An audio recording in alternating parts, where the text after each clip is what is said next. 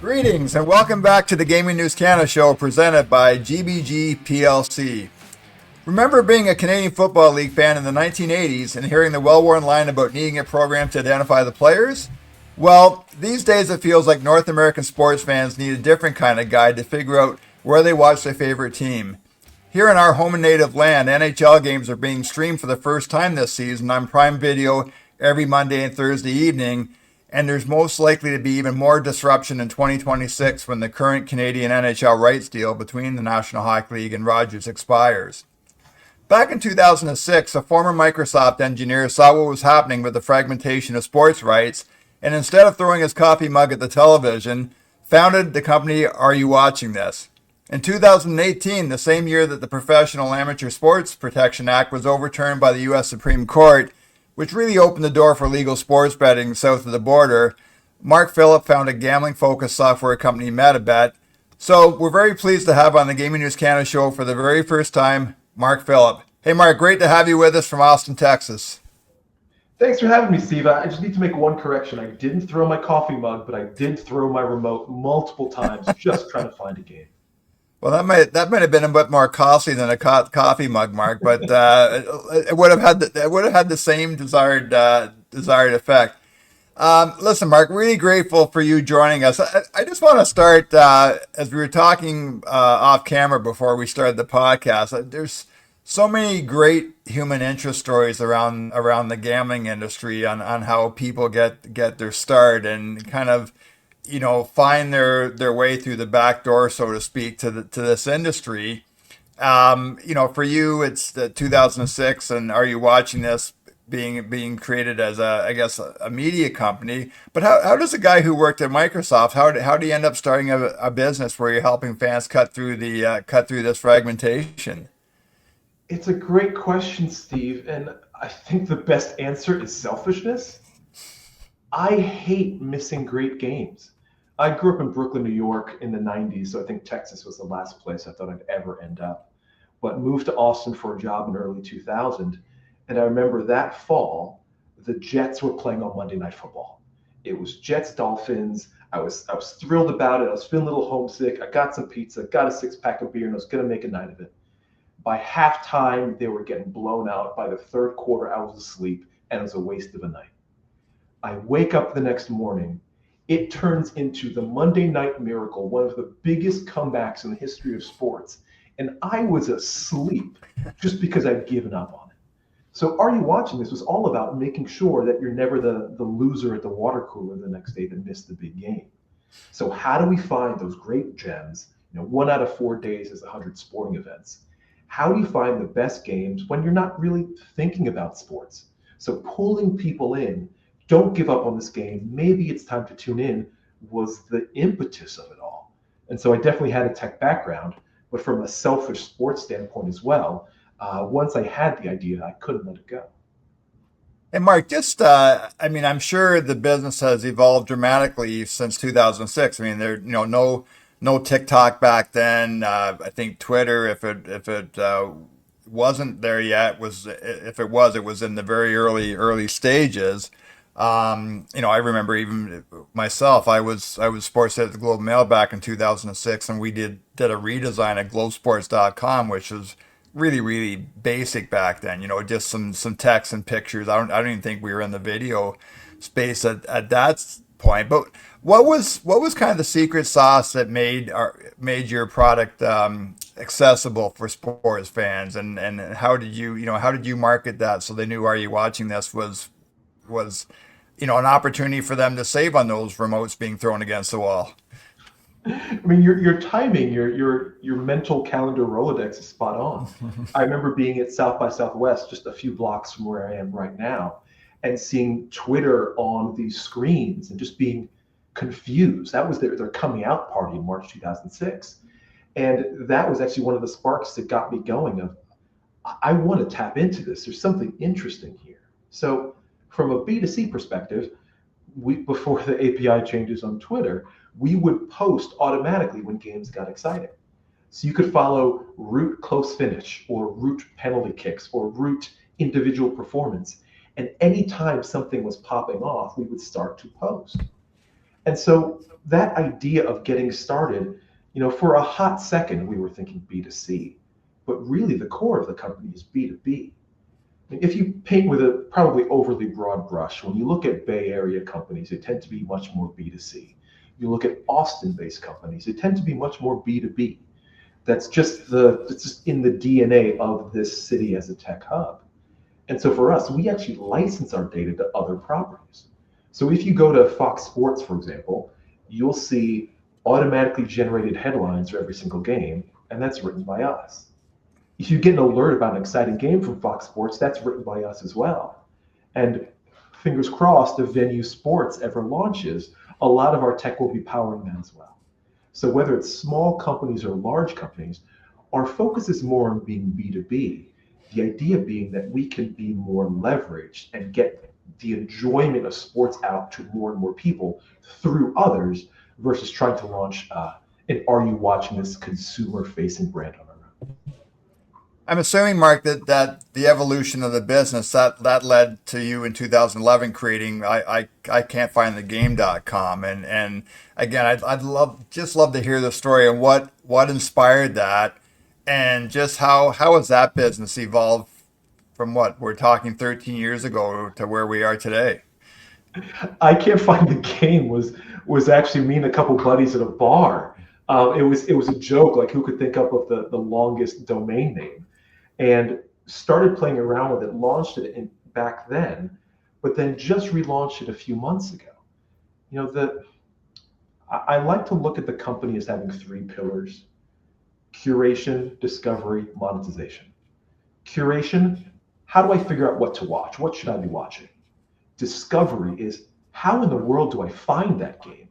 Monetization is sportsbook integration, affiliate revenue, that sort of stuff. Right. And so what I Can't Find the Game is taking those three, highlighting the best games, finding the best way to watch. I mean, sometimes I just want to watch Messi and just can't figure out how to find him. Is it Apple TV? Is it on Fox? How do I find it? So it's really about the growing fragmentation that every single sports fan deals with. I had a heck of a lot more hair back when I started this company. Figuring out how to watch a game in 2024, when I have all of the knowledge in the universe on my phone, in my pocket, and I still walk into a sports bar and they're playing ESPN News when there's a no-hitter on 3 channels over. So there's a real problem there. And for us, it is a demonstration of how easily we can be integrating that curation of what's worth watching and how to watch at the same time.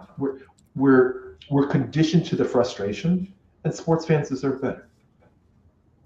And it's such a great time to be a sports fan, Mark, because again, it's funny. It's not that long ago that we talked about the second screen experience, and we thought it was pretty cool that we could watch a hockey game and here in Canada and have a phone and follow a game on Twitter. Or I'll go back to my days when I joined Yahoo in 2009 to create an expanded Canadian sports property. And we used Cover It Live for the 2010 Winter Olympics in Vancouver, and had 250,000 people on Cover It Live for the gold medal hockey game between Canada and the U.S. And that was kind of, at that time, that was the quintessential second screen experience. Watching a game and then being able to talk with hockey fans on Cover It Live about the goals or missed penalties or saves or what have you. It seems to me that what you've done that's just another extension of that fan engagement and that fan experience. It's wild to think about how quickly technology has changed for sports fans, but absolutely that second screen still exists. But we've done interesting things around, just out of home campaigns. We've lit up skyscrapers different colors based on the excitement of college bowl games. I mean, there's so many interesting ways where you can take that sort of 3-inch experience of looking down on your phone and opening it up into, we've done billboards on the side of the highway when there's an upset alert, or all sorts of interesting, like my favorite sports bar here in Austin, this is one of my favorite stories. We built little wireless LED meters and installed them on every single TV during March Madness. And it would light up different colors based on how exciting the game on that TV was. And so that way, if you're watching a snoozer, you can look around and say, oh, that's actually the game I should be watching because that one's flashing red. And so I think technology is still so young when it comes to sports. And I think the bar is so low when it comes to sports because we're already so rabid. I mean, imagine what Netflix would be without curation, or Amazon without curation. It'd just be a directory, it'd be like just the white pages. But instead of just listing it all out, we expect to have that recommendation of you like this and maybe you like that. But for some reason, we haven't gotten there with sports yet. I shouldn't have to check 3 boxes of my fandom. Here are my top 3 teams, because my fandom is totally different. I adore my Yankees. I'm a tortured Knicks fan. But every once in a while, I kind of want to watch the Golden State Warriors because I really like Steph. And Right. so it's allowing us to build that sort of that subtlety, that gray area, that fingerprint of fandom is so overdue. And it's a big part of what we're about, getting people to the great games, but knowing that the nudge that I need to watch isn't for my favorite team, because I'm already watching my favorite team. It's that random Tuesday when Shohei Ohtani's gone 5 for 5 and you want to watch him see if he can go 6 for 6. That's where the real value of curation comes in. I think I was going to say, just from a demographic standpoint, Mark. Again, we often talk in this show about sports fans and sports bettors and the demographic, and we know that I have a son in his late 20s, and he's not watching 2.5 3 hour hockey games, or he's not sitting through an entire NFL game. He's getting his highlights off Instagram or TikTok or Twitter. So I'm just curious how the demographic breakdown fits into your business. Yeah, it's an interesting question. We have to be really cognizant of it. I'm not a TikTok user, but I know a lot of sports fans and a lot of the folks that leagues are desperate to reach out to are. And so it's always it's glib these days, but you have to go meet the customer where they are. Right. And so I'm very much a team person, and sometimes I like sitting down and watching a full game. It's rare, but I do. But we can't ignore the fundamental change where LeBron James has more followers on Instagram than the Lakers do. And fandom evolves and it changes. Rivalries evolve and change. And so for us, it's hard to put a finger on the demographic because it is just so wide ranging. We have young, we have old, we have rich, we have less rich. And the crux of it is trying not to bucket folks, trying not to say, okay, this person's a Yankees fan and Knicks fan, that's everything we know about them. And being much more targeted, more intimate, for lack of a better word, to understand this is really this person's style. They watch a lot more on Saturdays. They never watch on Wednesdays. They'll click on any WNBA game that gets the sort of medium heat. But for them to click on an NFL game, it has to be the most exciting thing ever.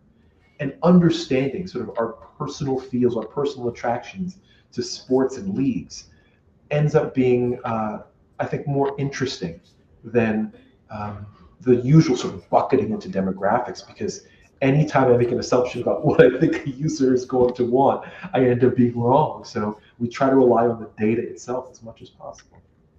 I think sports fans, and I think doing some research for the show, you talk about identifying instant classics in the making. And to me, regardless of your demographic, if Shohei Ohtani is about to hit his 50th home run or steal his 50th base, sure, it's nice to see a Twitter post with the video and the replay, but ideally you want to see that happen live. Like when Ohtani gets on base, you want to be able to go somewhere right away and see that real time Ohtani on first base. Is he gonna go on a 2-1 pitch or whatever, or on a night where Connor McDavid's going for his 70th goal, or Austin Matthews, and the Leafs have a power play. They always have a power play, and to me that's going beyond traditional personalization, which somewhat ironically, 2022, 2023, it seemed every time I went to a gambling conference, you would talk to tech or data companies, and personalization became this buzzword. And in 2024, I don't think I honestly haven't seen one reference to personalization. What you're talking about, I think, is a whole different experience from that. I think so too, and I felt the same thing. I feel like all the personalization folks have just moved on to AI and have slapped that on their domain names and just talking about that all day. And I think it's a disservice to sports fans. We are not doing enough for them. Um, I got an alert the other day. I think it was the Rangers were coming back from 3 goals down or 4 goals down. And I'm very much a playoff hockey guy more than a regular season hockey guy. But I ran to the TV when I got that alert. And so there is, I think, basic alerting that has to happen. But from personalization, absolutely. And I feel like I'm shouting from the mountaintops sometimes that this is so overdue. And when I talk to people that are sports fans, the light bulb goes off because we all see it. We all want that personalization. That idea of sort of the custom sports center built just for you has always been a concept bandied around. Maybe we'll get there someday. We're probably closer to it than we were when I first heard about the idea. But the notion of sort of a red zone for everything and allowing you to get that Otani on first and then right to Connor McDavid and then right Right. to penalty kicks, I think that's when we all win. Yeah, that's very cool. Also wanted to ask you, Mark, like 2024, 18 years after you started this company, today, very different landscape in terms of sports rights. I mean, we're watching NHL games on Prime Video now. Netflix just had a big time boxing match. Fubo, Roku, rights are being split up. I mean, Canada, we've got two major sports media companies right now, and if you look at the Rogers NHL deal, you can watch NHL games on a Saturday night on 7 or 8 different channels between the regional and languages, and then depending on whether you're watching Sportsnet Ontario, or you're watching CBC, or you're watching City TV. Um, how I mean, how has your company been able to keep up with all these events now? Where on a given night, say on a weekend, you might have 13 NHL games, 13 NFL games. You've got NBA games going on. The baseball playoffs might be happening. We got soccer going on in Europe. How have you been able to keep the technology up with that almost the expansion of the fragmentation?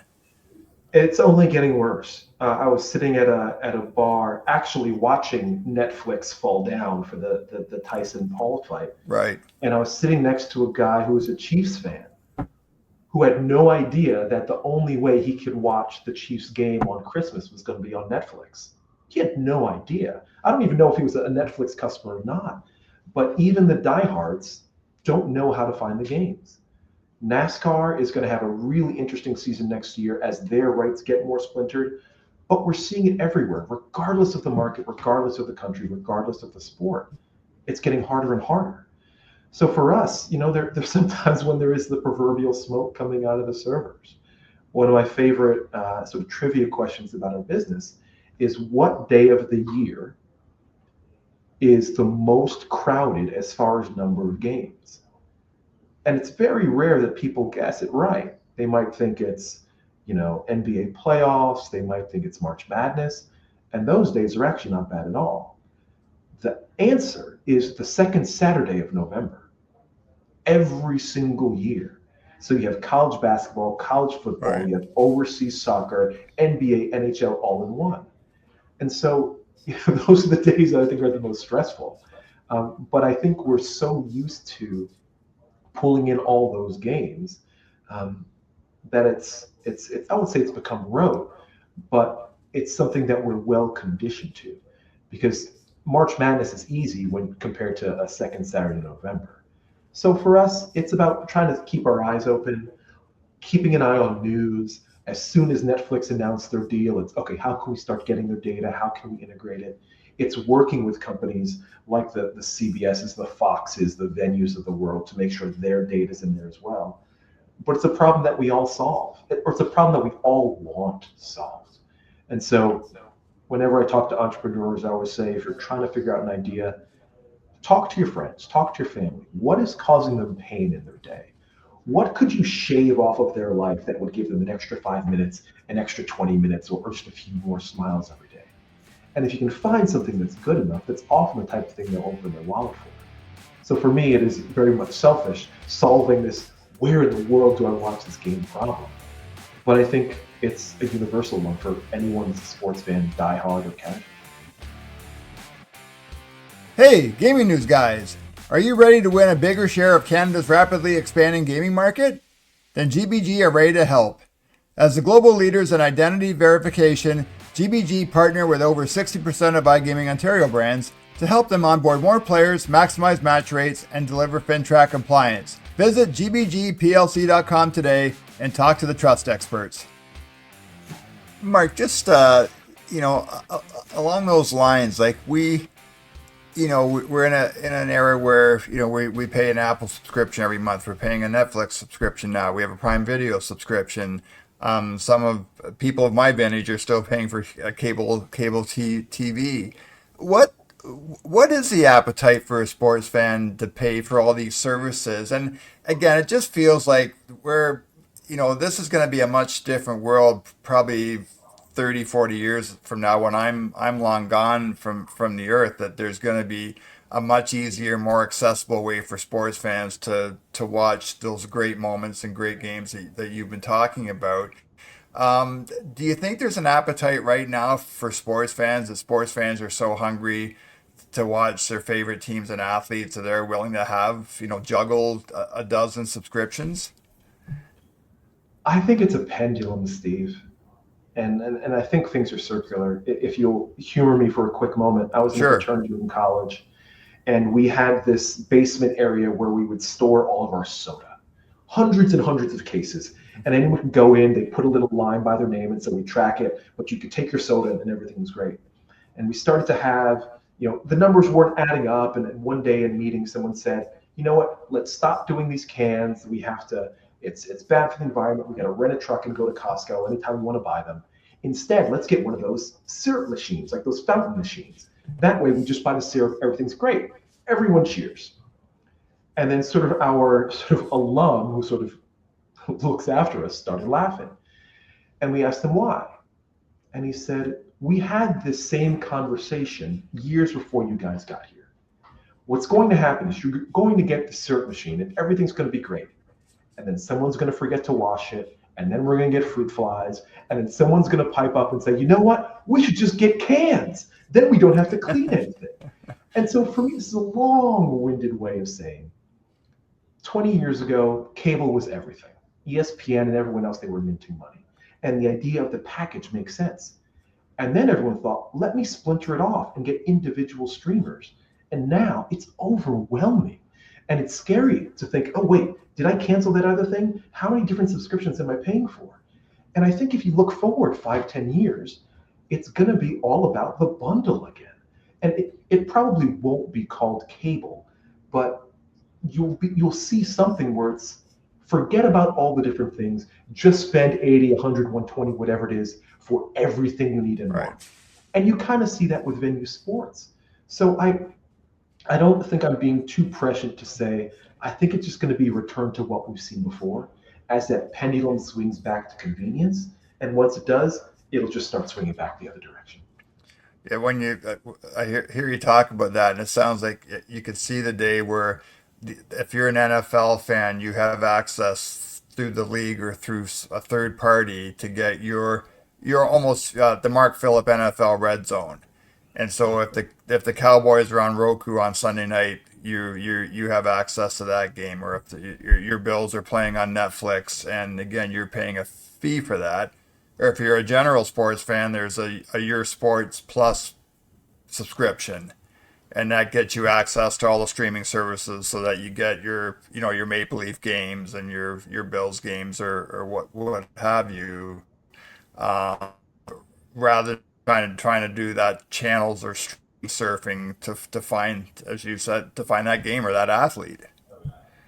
That's the dream, and I won't say it's overdue because these are big businesses and it takes time to work out all the rights, but it's overdue. I mean, the idea of being able to subscribe, imagine paying for a package that worked across the big four leagues and say, allow me to pay $10 a month to tune into any game that's exciting.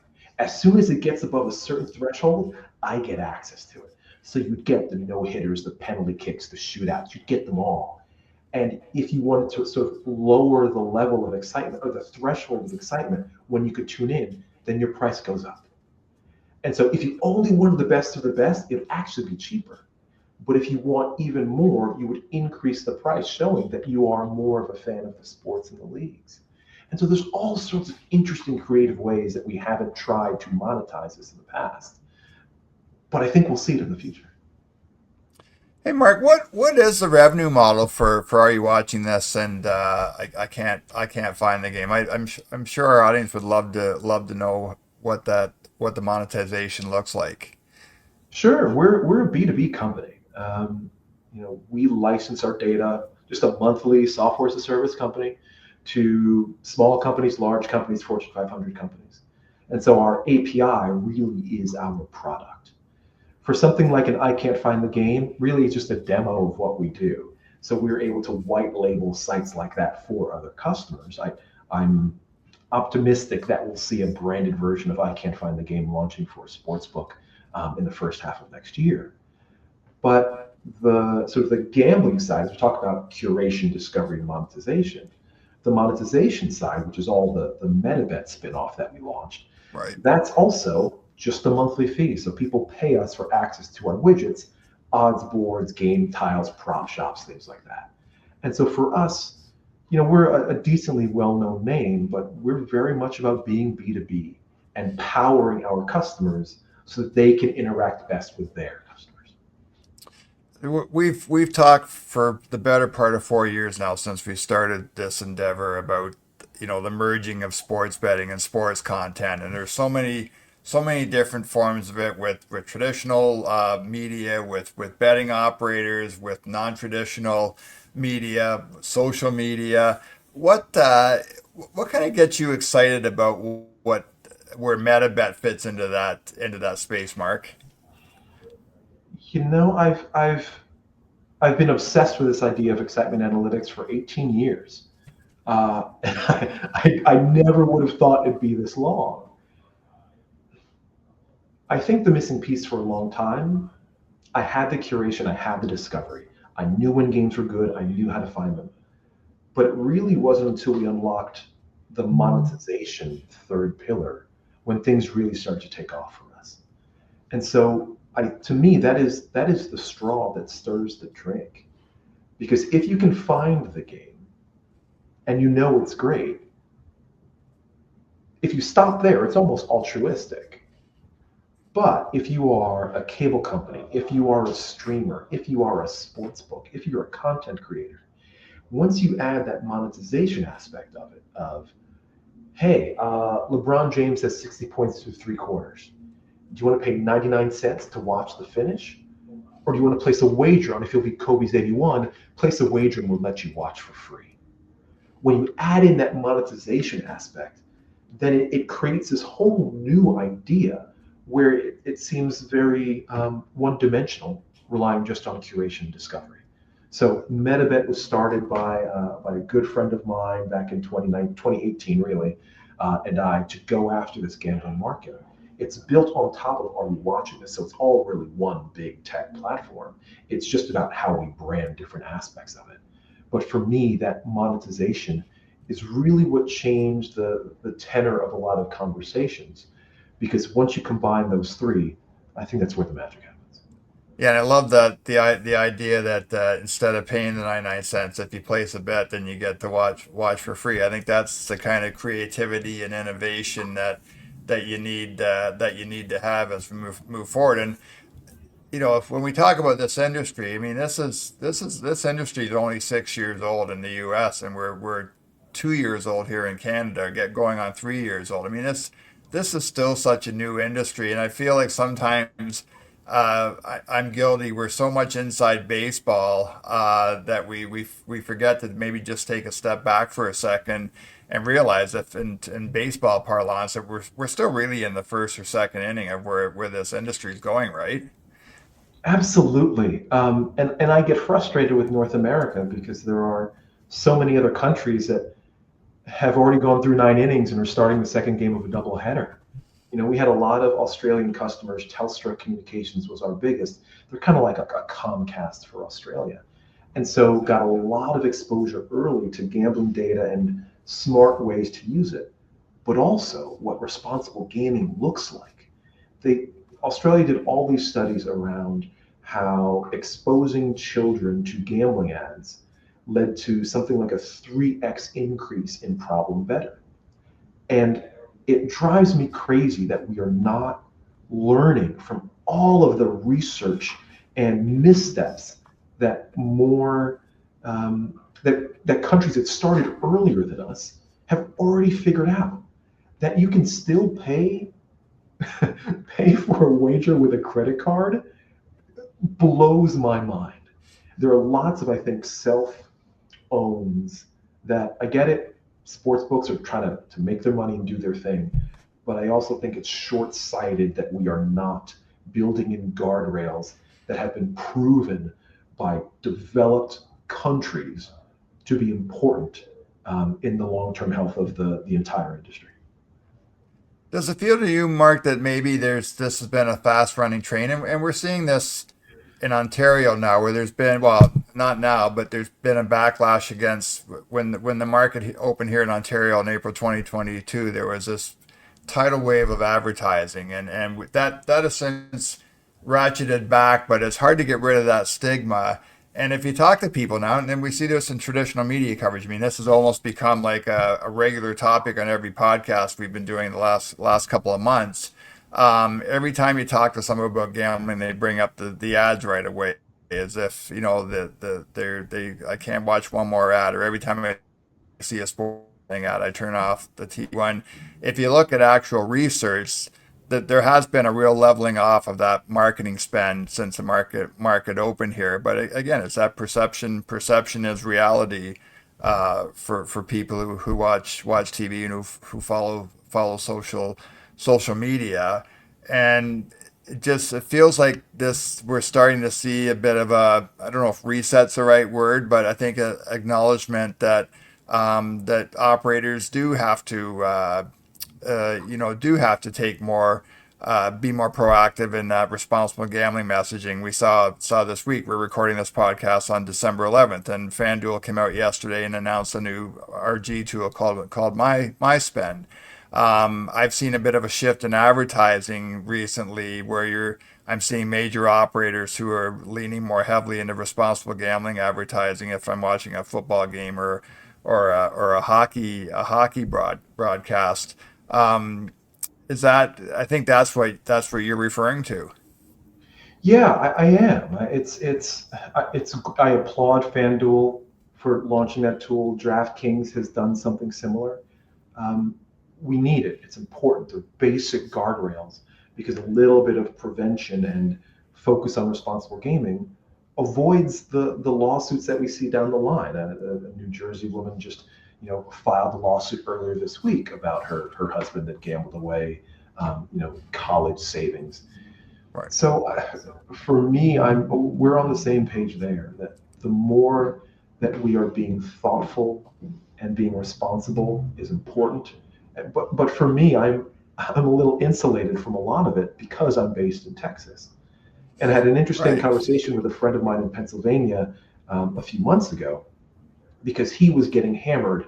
Every single commercial break was half sports books and half election campaign. Right. And me being in Texas, I got neither of those. Okay. And so it's important to remember that every state is going through a different sort of experience. But I'm reminded of it anytime I'm in a state that has legal sports gambling. It can be oppressive. And it's up to the books to decide, does that sort of carpet bombing campaign make sense? Will they help eliminate their competitors faster than the audience gets turned off by them? Um, I'm not a marketing guy, so I'm not going to place a bet on that. But that's the big question they have to ask. Hey, Mark, I think what's exciting as we wrap up here, I think what's exciting for your businesses is that you talked about overseas, and we've certainly seen in Canada, and I think we're starting to see in the U.S. The growth in popularity with sports like rugby and cricket. And we know that cricket is a massive sports in the UK and in Australia and the West Indies and over in Pakistan and in India. And we're just kind of not even, I wouldn't even say we're scratching the surface yet here in North America.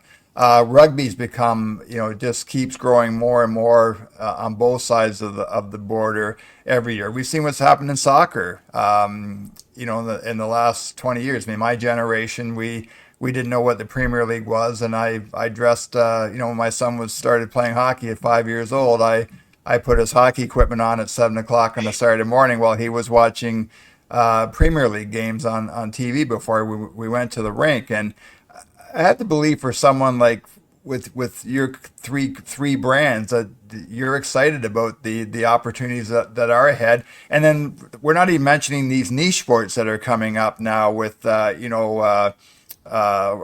pro bull riders and slap fighting and some frisbee disc golf and all these emerging sports that we're seeing come along as well. It's amazing. And I'm really thankful for the time we had in Australia working with that customer, because that's when I finally learned cricket. My family's from the West Indies, so I really should have learned about it sooner. But it awakened for me how exciting sports that I've never seen before can be, but also the effect that time zone has on sports as well. Because for us, whether it's getting your son ready, or for me trying to watch a game in the States, it's okay, can I find a spot? Maybe it's a bar that opens early, go get a Bloody Mary and watch the game. Right. But if I'm in the UK, it's I'm going to have a great day, I'll go out, have an afternoon, and then I'll go watch the game.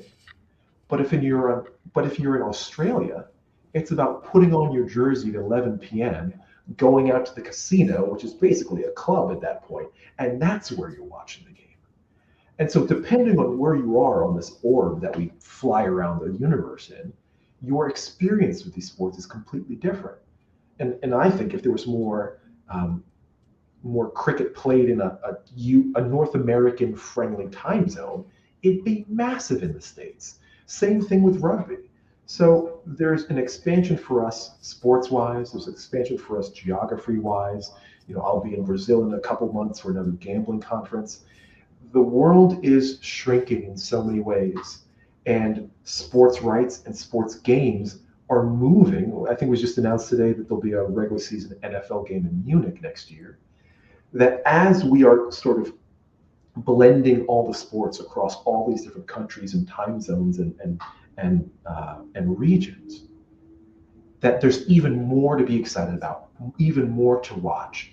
And if we can give fans the primer, give fans the reason why a game is exciting, let them tune in for a super over in cricket, and give them the quick primer for why that's so thrilling. And in 5 minutes, they can move on to the next thing.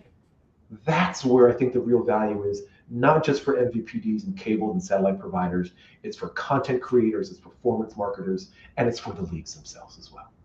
Yeah, and obviously I should have added women's sports there too, Mark. I mean, obviously we've seen what's happened with Caitlin Clark and her impact on the WNBA. The Professional Women's Hockey League has garnered a lot of media attention here in Canada, and the PWHA is going through the growing pains of trying to figure out how to get their product in front of many eyeballs as possible. And the people aren't happy because in Canada they can't watch every game on a Sportsnet or TSN. But these aren't the PWHL. I don't think is unique with that challenge. I think all leagues are trying to figure out this brave new world, right? Absolutely. I mean, if anyone listening to the podcast knows someone at Unrivaled, please let me know. I'd love to talk with those folks. I mean, I think for any league that doesn't have the inertia that someone like the NFL or the NBA or the NHL has, just getting awareness out is so important. And the ability to fall in love with a player or fall in love with a team or hate a player or hate a team is the crux, I think, of sports fandom. because in the end, you're wagering emotion. You need to feel joy or anger when you're tuning in. So for these upstart leagues like Unrivaled, or the nascent leagues like PWHL or NWSL, those are the ones, in my biased view, that benefit the most from excitement analytics. Letting someone know, sure, you're used to watching EPL, and you'll see a 2-1 match with Tottenham and Chelsea, but maybe you want to tune in and watch the courage and the pride. It's 2-2 and the winner of this goes to the playoffs. Being able to package it in that way instead of just bluntly saying, hey, here's when it starts, watch 2 hours, you'll love it. By giving them that, hey, tune in for 5 minutes and you'll be thrilled prompt, and maybe layer on a jersey, layer on a sportsbook wager. That's how the younger leagues, I think, can build that fandom, build that emotional attachment, and really escape the long tail and move a little bit further up that bell curve. Hey, Mark, final question. How do you make someone of my vintage feel better that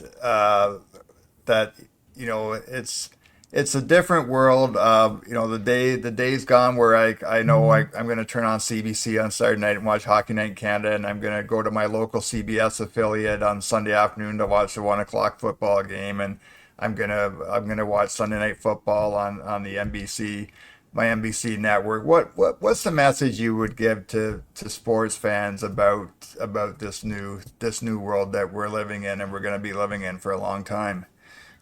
I'll say A, I feel your pain. I'll say B, it's temporary. And I say it's temporary because everyone sees the problem. I read a really good article about the MLS and Apple TV earlier this week. And it was the question of, yes, the MLS made a ton of money by signing this massive deal with Apple TV. But if no one can find it and no one is watching, what is that money worth? If there is no fandom, if there's no attachment to the teams, I completely forgot the MLS Cup was this past weekend, and I work in sports. So if I'm not able to stumble upon a game, or at least get a nudge where I can easily tune in, you're going to lose me as a fan. Enjoy your 10-year deal, but when it's done, who's going to be in the stands?